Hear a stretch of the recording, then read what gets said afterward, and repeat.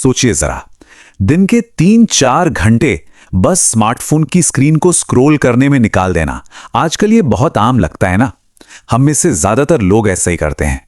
लेकिन आज के इस विश्लेषण में हम जिस कहानी पर बात करने वाले हैं वो कोई आम कहानी नहीं है।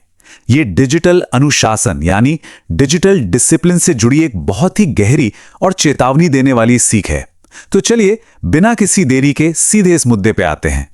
अब एक सीधा सा सवाल, क्या हमारी जेब में रखा जाने वाला एक छोटा सा डिवाइस किसी का बेहद उज्जवल और शानदार भविष्य पूरी तरह से तबाह कर सकता है? यह सवाल सुनने में भले ही थोड़ा अजीब लगे, लेकिन इसका जवाब एक बहुत ही चौंकाने वाली हकीकत की तरफ इशारा करता है। आज हम इसी सवाल की गहराई में उतरेंगे और देखेंगे कि कैसे एक बेजान सी तकनीक एक जीती जागती जिंदगी की पूरी दिशा ही पलट कर रख सकती है। इस हकीकत को अच्छे से समझने के लिए आइए मिलते हैं राहुल से। राहुल कोई साधारण छात्र नहीं था, बल्कि वो एक 90% वाला टॉपर था। एक ऐसा होनहार बच्चा जिसे स्कूल में हर कोई जानता था। टीचर्स उसे बहुत पसंद करते थे और उसके माता पिता की आंखों में तो जैसे उसके लिए सिर्फ और सिर्फ गर्व ही झलकता था। मतलब सब कुछ बिल्कुल परफेक्ट चल रहा था, एक ऐसा भविष्य जिसकी हर कोई कामना करता है। लेकिन फिर इस सुनहरी तस्वीर में एक बहुत ही शांत लेकिन खतरनाक बदलाव आना शुरू हुआ। ठीक है, तो चलिए इसकी गहराई में चलते हैं और देखते हैं कि यह सब शुरू कैसे हुआ। एक छोटी सी आदत कैसे एक भयानक लत में बदल जाती है, इसका पैटर्न सच में डराने वाला है। शुरुआत में मोबाइल का इस्तेमाल सिर्फ 10 या 15 मिनट तक सीमित था। बस थोड़े गेम्स खेल लिए, कुछ वीडियोस देख लिए और बात खत्म। लेकिन धीरे धीरे वो 15 मिनट 1 घंटे में बदल गए। फिर वो 1 घंटा 3 घंटे बन गया और देखते ही देखते हालात ऐसे हो गए कि दिन हो या रात, बस मोबाइल ही राहुल की पूरी दुनिया बन गया। पढ़ाई तो जैसे कहीं बहुत पीछे ही छूट गई। बस 5 मिनट और। हम सब ने कभी ना कभी ये कहा है ना? लेकिन ये कोई आम वाक्य नहीं है। ये एक ऐसा बहाना है जो बहुत ही विनाशकारी साबित हुआ। जब भी राहुल की माँ उसे प्यार से समझाती कि बेटा मोबाइल छोड़कर पढ़ाई पर ध्यान दो, तो उसका यही एक रटा रटाया जवाब होता था, बस 5 मिनट और मम्मी। सुनने में यह समय बहुत ही छोटा लगता है, लेकिन असल में ये 5 मिनट धीरे धीरे उसकी पूरी दिनचर्या, बल्कि सच कहूं तो उसकी पूरी जिंदगी को ही निगल रहे थे। और फिर एक ऐसा पॉइंट आया जहां हकीकत पूरी तरह से बदल गई। एक दर्दनाक सच्चाई सामने आकर खड़ी हो गई।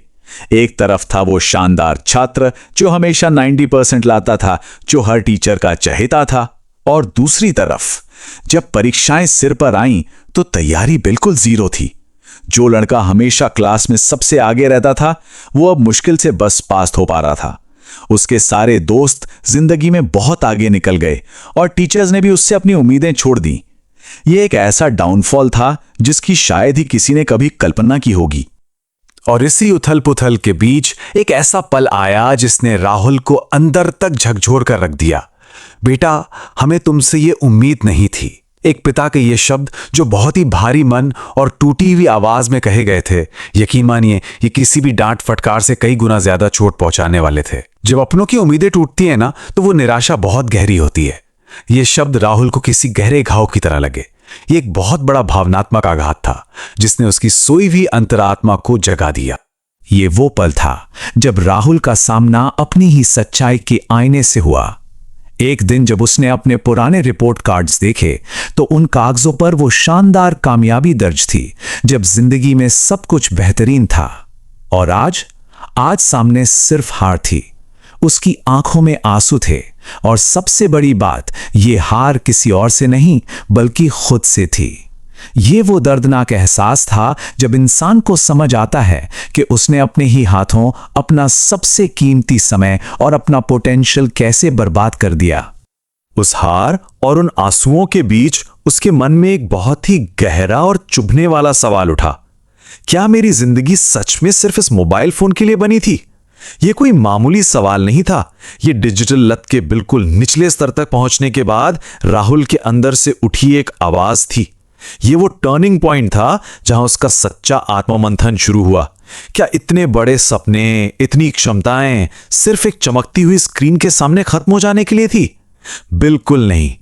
अब इस जानकारी में जो सबसे दिलचस्प बात है वो ये है कि यहां से वापसी का एक सटीक और मुश्किल रास्ता तय किया गया। उस दिन राहुल ने एक बहुत ही मजबूत फैसला लिया।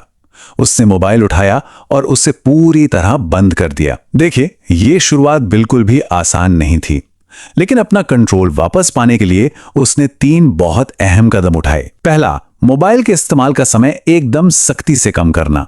दूसरा, अपना पूरा ध्यान दोबारा अपनी पढ़ाई पर लगाना। और तीसरा, खुद को अनुशासित करना, यानी डिजिटल दुनिया के शोर शराबे से दूर एक मजबूत सेल्फ डिसिप्लिन विकसित करना। और क्या आप जानते हैं, उन कठिन कोशिशों का नतीजा बेहद शानदार रहा। लगातार कई महीनों की दिन रात की मेहनत और पक्के इरादे के बाद परिस्थितियां पूरी तरह पलट गईं। राहुल का वो खोया हुआ आत्मविश्वास फिर से लौट आया। अपनी उसी पुरानी काबिलियत और एक बिल्कुल नई ऊर्जा के साथ फिर से उठ खड़े होने की ये कहानी सच में एक बहुत बड़ी जीत है। ये साबित करती है कि अगर इंसान ठान ले तो वो किसी भी बुरी आदत को हराकर अपनी जिंदगी की कमान वापस अपने हाथों में ले सकता है।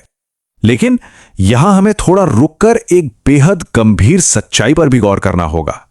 राहुल की कहानी भले ही एक सुखद मोड़ ले लेती है, लेकिन इसमें हमारे लिए एक बहुत बड़ी चेतावनी छुपी है। हर किसी को दूसरा मौका नहीं मिलता। अपना खोया हुआ कंट्रोल वापस पाना मुमकिन जरूर है, लेकिन जो समय एक बार बर्बाद हो गया ना, वो कभी लौट कर नहीं आता।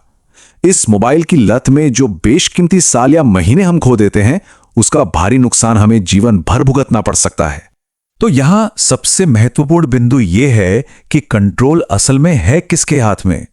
देखिए, तकनीक को एक नौकर की तरह हमारी सुविधा के लिए बनाया गया था, लेकिन जैसे ही हम इस पर हद से ज्यादा निर्भर होने लगते हैं, ये हमारी जिंदगी की मालिक बन जाती है। हमें आज ही ये तय करना होगा कि इस रिश्ते में सही बैलेंस क्या होना चाहिए। हम किसी मशीन को अपने ऊपर, अपने दिमाग पर हावी नहीं होने दे सकते। और इसी बात से हम इस पूरे विश्लेषण के सबसे जरूरी हिस्से पे पहुंचते हैं, डिजिटल अनुशासन के मुख्य सबक। राहुल की इस कहानी से हमें क्या सीखना चाहिए? पहला, तकनीक सिर्फ एक साधन है, हमारा मालिक नहीं। दूसरा, समय एक बार हाथ से निकल गया तो वो कभी वापस नहीं आता। तीसरा, आज ही ये फैसला करें कि कंट्रोल किसके हाथ में है, आपके या आपके फोन के। और चौथा, अगर बदलाव की जरूरत है तो उसके लिए आज और अभी से कमिटमेंट करें। अंत में इस विश्लेषण को खत्म करते हुए मैं ये आखिरी सवाल आपके विचारों के लिए छोड़ना चाहता हूं। क्या हम तकनीक को कंट्रोल कर रहे हैं या तकनीक हमें कंट्रोल कर रही है? जरा अपनी रोजमर्रा की आदतों को देखिए, अपने स्क्रीन टाइम को चेक कीजिए और पूरी ईमानदारी के साथ इस सवाल पर सोचिए।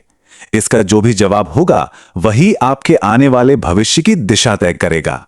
आज के इस विश्लेषण में बस इतना ही। उम्मीद है राहुल की इस कहानी ने डिजिटल अनुशासन की अहमियत को समझने में आपकी मदद की होगी।